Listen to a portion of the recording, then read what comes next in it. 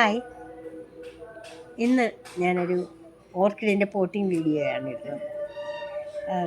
എൻ്റെ പല കസ്റ്റമേഴ്സും ഇപ്പോഴും സംശയങ്ങൾ ചോദിക്കാറുണ്ട്, എങ്ങനെയാണ് ഒരു സീഡ്ലിങ് കിട്ടിയാൽ പോട്ട് ചെയ്യുന്നത് എങ്ങനെയാണെന്ന്.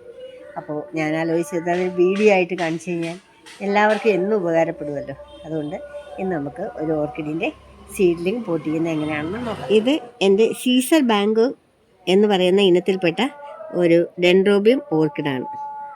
നോക്കി, നല്ല രസമുള്ള പൂക്കളാണ് ഇതിനുള്ളത്. ഈ ചെടിയിൽ ഇതാ ഒരു സീഡ്ലിംഗ് ഉണ്ട്, ചെറിയൊരു തൈ നിൽക്കുന്നുണ്ട്. ഈ തൈ നമുക്ക് ഇളക്കി, ഇതാണ് പോട്ട് ചെയ്യുന്നത്.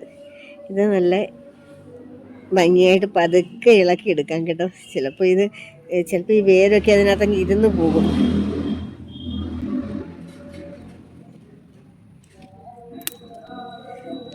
നമുക്ക് ചെടി കൃത്യമായിട്ട് കിട്ടിയിട്ടുണ്ട്. നമുക്കിത് പോട്ട് ചെയ്യുന്നത് എങ്ങനെയാണെന്ന് നോക്കാം.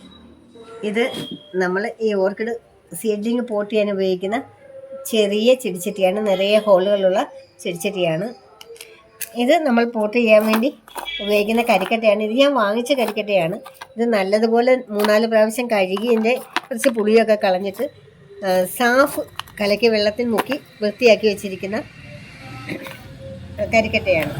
ഇനി നമുക്ക് ഇത് പോട്ട് ചെയ്യാം.